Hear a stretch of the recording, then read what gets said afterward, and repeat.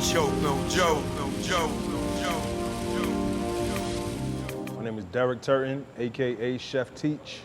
I'm the owner and the founder of the world famous House of Mac, Miami, Florida. This is my story from my mouth.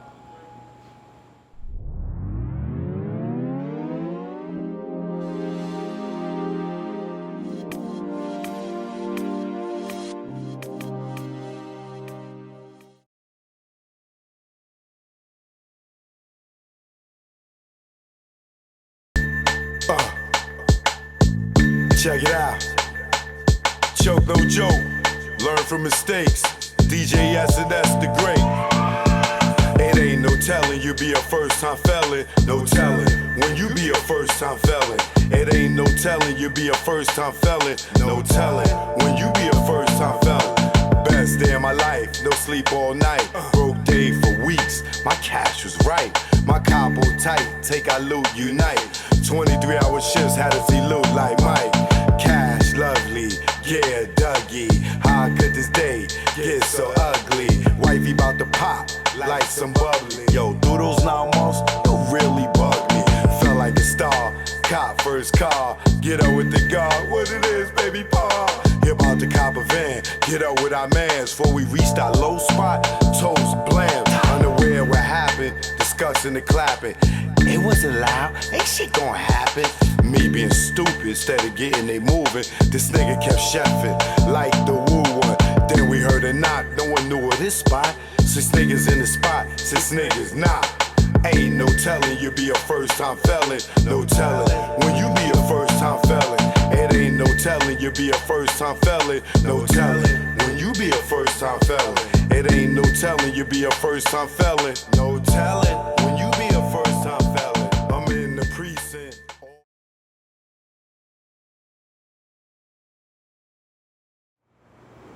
Where are you originally from and where do you reside now?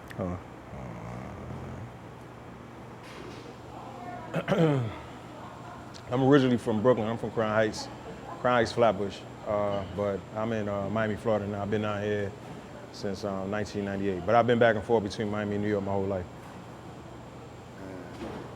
How old are you now? I turned 44 in February.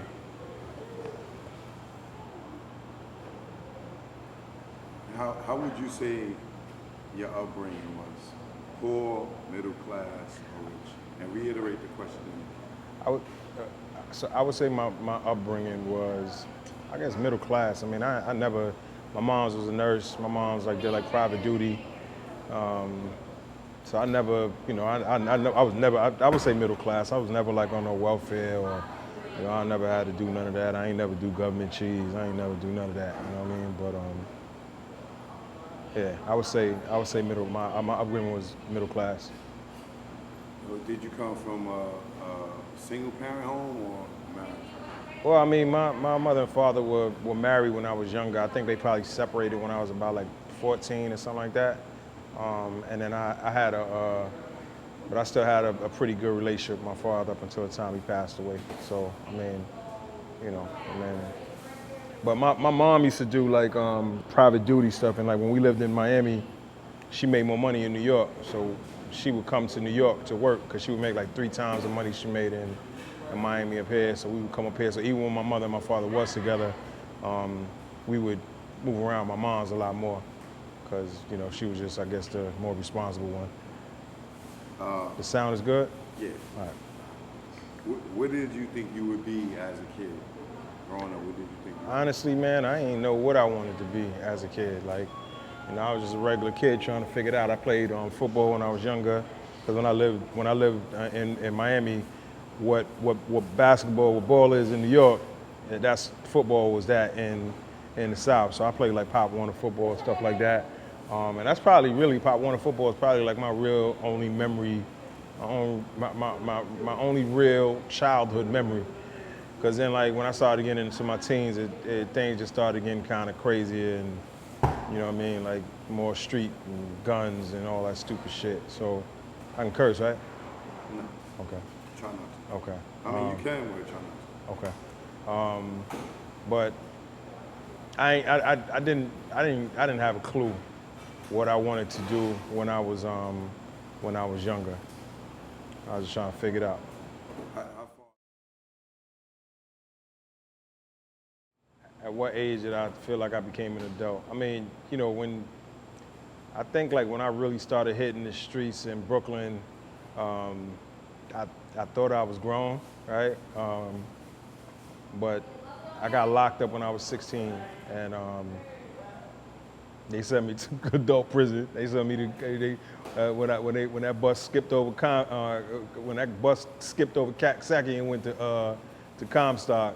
That was when the realistic, that's when the reality kind of set in. That like, okay, cool. The society definitely ain't viewing me as an adolescent anymore. So I guess I'm a man. I got to man up, and I gotta do what it do. But yeah, like I was mannish probably at 14, 15, but 16 I definitely was on my own and figuring it out. How far did you get in your education? I got my GED because I got locked up when I was 16. I was in 11th grade. And I got locked up. I got my GED, did some college. And I came home and I went to culinary school. What's the purpose? What you want me to talk about? What's the purpose of it? Because I don't want to go left. Answer the question. Okay. Everything's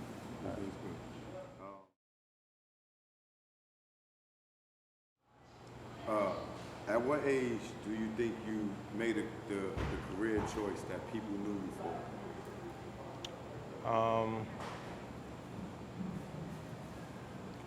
I want to say like maybe like 23, 24. The original thing people knew me for was music. So I started off doing club promotions. Club promotions evolved into music. My first job in the music business was with Uncle Luke. And through Uncle Luke, I met Pitbull, and then went on to manage Pitbull for about like 14 years of his career. So I would say that was probably like my break, I guess, like my breakthrough, like as far as like success, financially, stuff like that. So I would say like, I started working with Pitt when I was like 23, 24.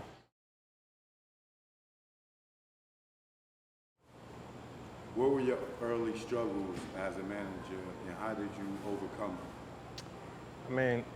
My early struggles as a manager that was definitely my first rodeo when I managed Pitt. I was the first artist I ever managed.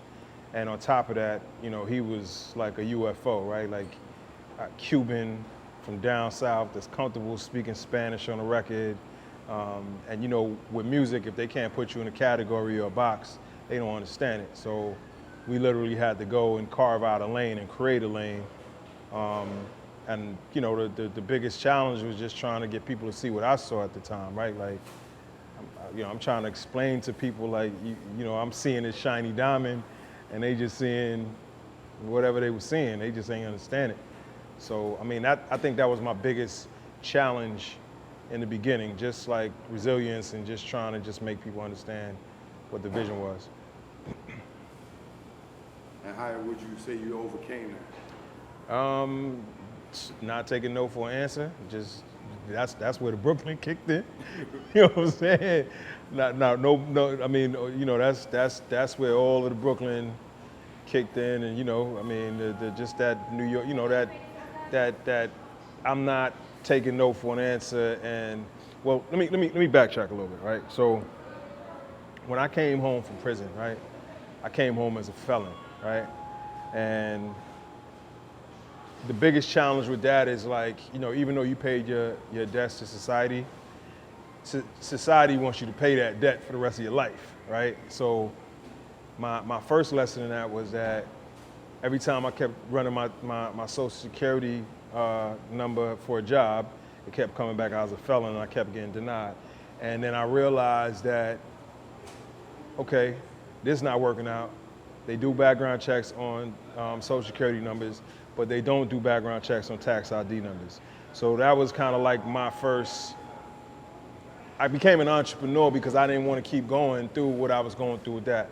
And then so like one of my accounts that I had back then, they wouldn't hire me as an individual, and they came back around and hired my company, and not only hired my company, gave me all these plaques and like all of these, you know, commendations and all that. So I was like, all right, the system is broken, and if I wouldn't have found an alternate route to get that done, it wouldn't have happened. So that got instilled in me earlier on. When I started working with Pitt, I saw what I saw. I just felt like people didn't see what I seen.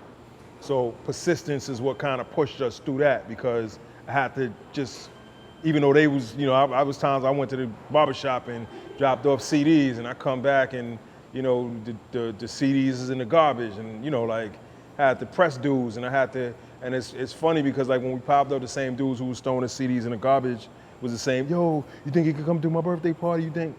You know what I mean? So I just had to learn the ways of man. I just had to figure out the psychology, all of this stuff, and I just had to just push. I just wouldn't take no for an answer. That's good. So, did you have people that doubted you as a manager that were close to you? Well, I wouldn't say doubted me as a manager. I think it was a lot of people, like I would go to Brooklyn and dudes like, yo, why you, like I remember I worked for, before I started managing Pitt, I used to do street team work in Miami. So I remember having this long conversation with Sean Perez at Bad Boy, because Bad Boy was my account. And you know, like I just always shot. I've always been somebody like with integrity, right? Like when things started picking up with Pitt, and I felt like I wasn't giving other artists like 100%. I was like, yo, I gotta focus on this over here, right? So I remember having a conversation with Sean Perez where I was telling him, I'm like, yo, listen, I'm gonna hold this down for you till you find somebody that could do this, but I'm about to jump on the road with homie because I think this is it for me. And he was like, yo, you gonna stop working for Bad Boy to go work with a new artist? I'm like, yeah, like my gut telling me this is what I need to go and follow. And I don't think it was necessarily, I wouldn't call it doubt, but I just think like, I think the challenge with a lot of people is stepping outside of a comfort zone. And I was getting that steady Bad Boy check for a long time. And it was prestigious, and like, you know what I mean? It was, at that time, like, you know what I mean? Like you repping Bad Boy, you repping, you know what I'm saying, all these different labels. It was a prestigious situation, and he didn't understand like why I would walk away from that. But like for me, it was just more just stepping outside my comfort zone. I don't think he totally understood that at that moment. But then I remember walking the red carpet with Pitt and Puff, and then walking next to Prez. He's like, damn, bro, you know what I mean? And it's just like, so, hey champ, yeah, man, I done seen like a whole bottle. Hey, look in the front of that. I seen a whole bottle of that. That's $3, $4. Go ahead. I'm gonna jump back in. Go ahead. All right, cool. You know how like you be like with these rap niggas and they be like lying about a bunch of, yo, homie, my whole shit check out. I ain't gotta lie about shit. Right. Everything I'm saying, that's the story. That's what happened. Right. I be with these niggas in these radio stations sometimes, they be telling them stories. I'm like, homie, I don't remember that part of the shit. I don't remember the Lambo. I don't remember this. I don't remember none of that shit there. I don't remember how you was getting busy in the streets and all that other shit. I remember choking a few niggas out for you. I don't remember you doing shit though, but. Right.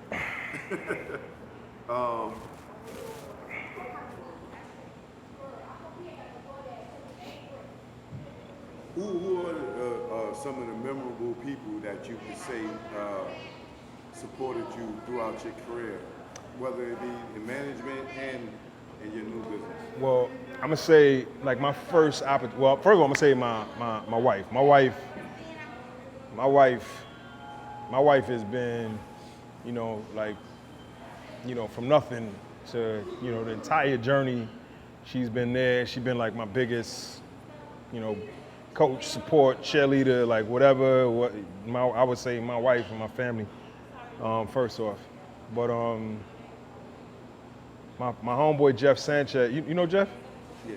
So Jeff Sanchez used to work for Luke. I found Jeff Sanchez's two-way pager in Amnesia at the time and returned it to him. And that's how I got on his radar. Jeff got me my first job at, he's the one that got me hired with Luke.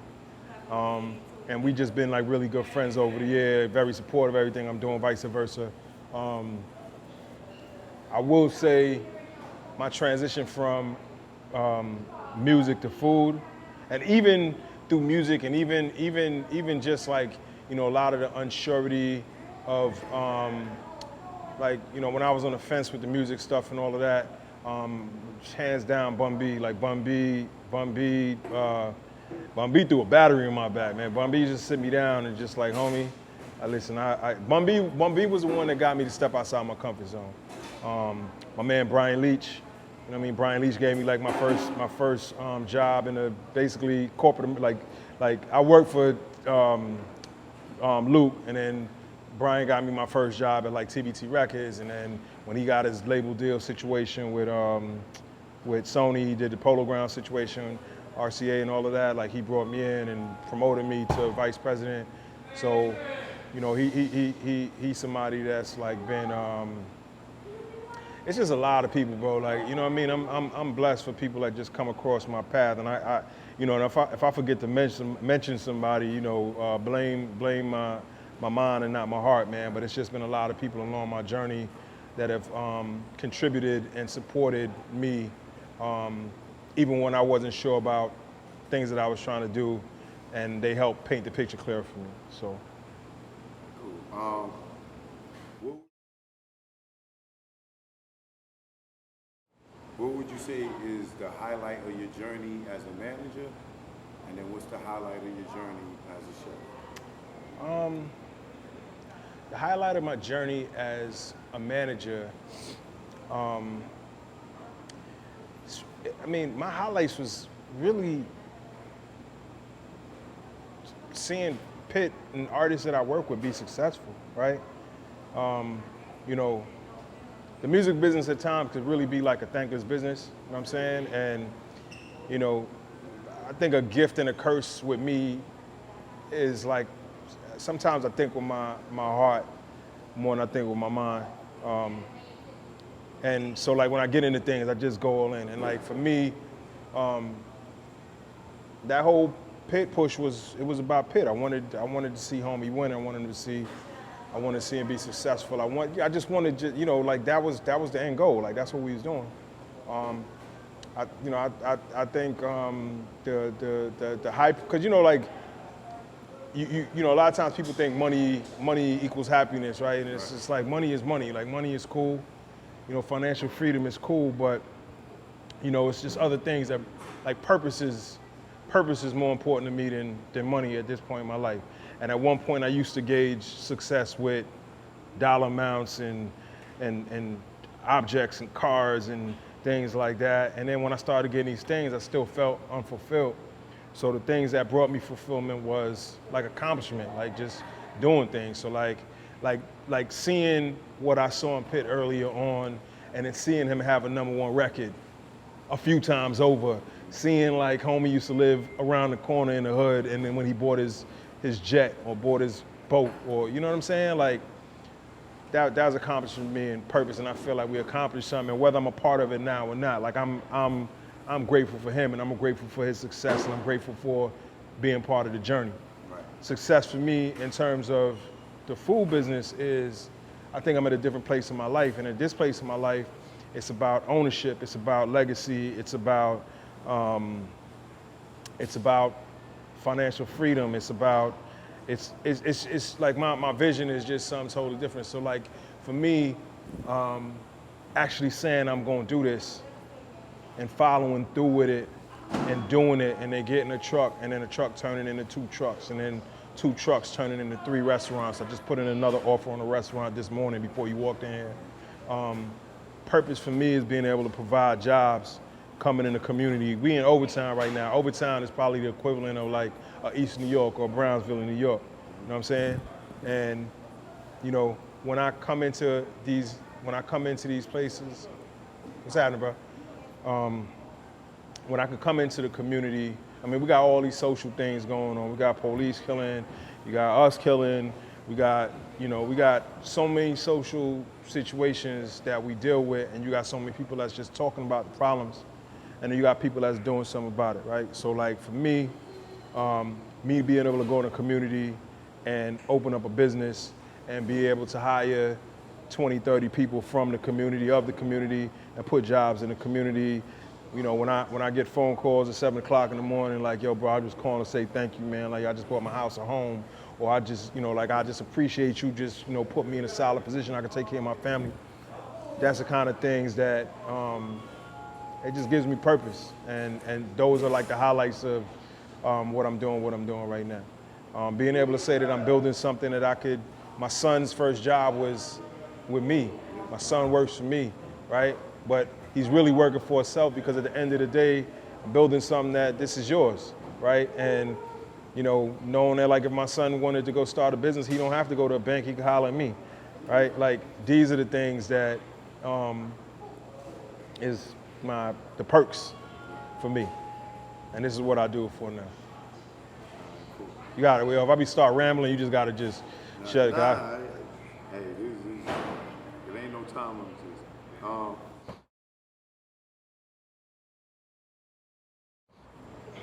What was the worst moments in your journeys and both? COVID.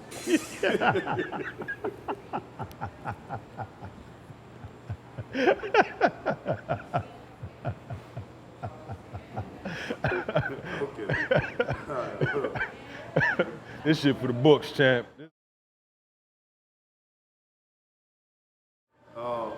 If you could go back and do anything over, what would it be?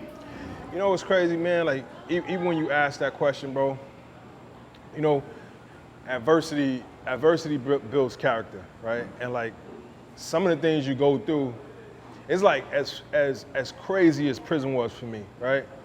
If I didn't go through that at that point in my life, I would have been one of them dudes you talking about right now. Like one way or the other, my life and my trajectory, and like I needed to sit down. I needed something to give me like a hard pause, sit your ass down, and rethink things because where my life was going, I feel like God intervened in my life at that time. Like honestly, bro, like I was old dog. I was lost. I was that dude in Brooklyn that you couldn't. They don't leave him alone. And once you can't talk to me no more, you can't talk to me. I was lost. I was gone. I didn't care about repercussions. I didn't care about. I just didn't care about life. So you wouldn't change nothing? Well, I'm not gonna say that. Let me reel it in. So, you ever seen the movie The Butterfly Effect? Right. So it's just like one of them kind of things. It's like I've been through a lot of things. You know what I would change, man? I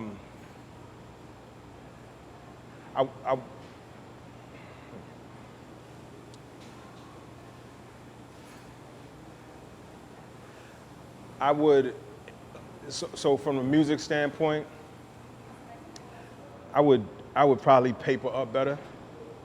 I would definitely go into any situation, any business situation, and make sure that the paper is right. Because one thing I learned is that, you know, and I'm not speaking about nobody in particular. I'm saying like I've worked with several artists. I work with a lot of different people, and I say like it's a thankless business. I'm saying that I've seen the cycle of people come in and put in work, right? And they buy into the vision, the dream. It's like, homie, we're gonna put in this work and we're gonna take it to the motherland. And too many times, like when artists get to the motherland, the dudes who put in the work, they sit on the sidelines and this wasn't part of the plan, right? So, if I ever got back in the music business, all the personal stuff gotta, not saying it won't be personal because you're around somebody, but Make sure you get paid. like at the end of the day, what we talked about, what we agreed about, all I gotta be on paper. It ain't no like, yo, my word, my man, yo, handshake and all of that. Like, you know, what we talked about gotta be honored on paper. That's one thing I would change about the music business. As far as the food business, you know, I made mistakes. Like my first truck, I bought a lemon. It looked good on the outside, and then, you know, one thing I would change about the food business is just doing my diligence a little bit better and just taking a little bit more time to just figure it out. Because I've made mistakes, and I've made like some expensive mistakes. I've made mistakes that like I wish I would have thought out a little bit more, and it probably would have saved me a lot of money and a lot of headaches and heartache or whatever. But on the same token, it conditioned me to know that like, yo, listen, I ain't never moving like that again, right? So, you know, just due diligence. But like, you know, I did music for 18 years, right? I only been doing food for the last 6 years. So it's just some things, you know, you got wisdom and you got knowledge. It's like the knowledge is the stuff you learn in the books, and then the wisdom is the stuff you just learn hands-on, like that the books ain't gonna teach you. So some of the things I just gotta just learn. Like, you know, some of the things like even just dealing with people and managing people, I'm learning more about people just being around people and just learning how to maneuver through it. And I'm really good at like even studying other people and learning from their mistakes and just trying to, you know, I learned a lot from Luke. Like Luke is like one of my biggest, like, you know, to this day, like Luke is like a great friend of mine. We talk but he's like one of those guys, like, you know, he don't just talk to talk. He puts you in position to do things, but then when you watch him move, because you know, like Luke was like one of the trailblazers. Luke was like one of the dudes. He fought for the First Amendment. He, you know, and he went through it. He lost a lot. He gained a lot. Whatever. But Luke is like a guy that like I've studied over the years. Like I've been in meetings with Luke, man. With Luke, you know, like he just in passing and he'll just say some shit and you like some $1 billion idea, and that's just the way he ain't even thinking about it. It's a throwaway for him. He just like, man, we just, I'm like, I'm gonna meet with him like, huh? Like, where's this coming from? But you know, he been through his shit. He got his catalog taken. He been through a lot of things, and then so you know, you look at that, you're like, okay, cool. He was cool with dude, and then dude when he took his catalog, so all right, you got to paper up because yeah, it be all good till it's all bad, and you know what I'm saying? So. You know, man, I just respect the journey, bro. You know what I'm saying? Like, it ain't gonna be all good. It ain't gonna be all bad. You gotta take it as it comes. But, you know, I think like at the end of the day, the entire journey kind of makes up the DNA of who you are. And it's like, it's crazy because, you know, like we grow up, right? And then we have kids and we don't want our kids to go through what we went through, right? But then the things that we went through is kind of like what condition us, so it's just kind of like, how do you balance that out? Like I don't want my kid, I don't want my son or my daughter to have to go through some of the stuff that I had to go through that defined me as a man now. But like, how do I instill that in you to make you understand? Like, you don't want to make these kind of mistakes. You don't want to do because sometimes people don't learn until they go through things. So it's it's weird, man. But you know, man, I'm just trying to just figure it out, man. That's a good point.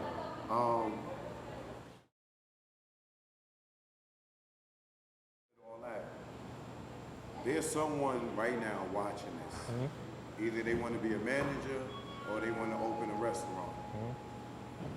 They're going to go through some potholes and on that journey. Mm-hmm. What are some of the potholes you could tell them to avoid? Like you said, somebody could have, when you started in the restaurant business, somebody that could have had a restaurant business for 20 years could have came and told you some things that made sure that you skipped the stuff that the headaches. The headaches. But what are some of them things? So it's a couple of things, right? So from the music side, I keep that short and sweet.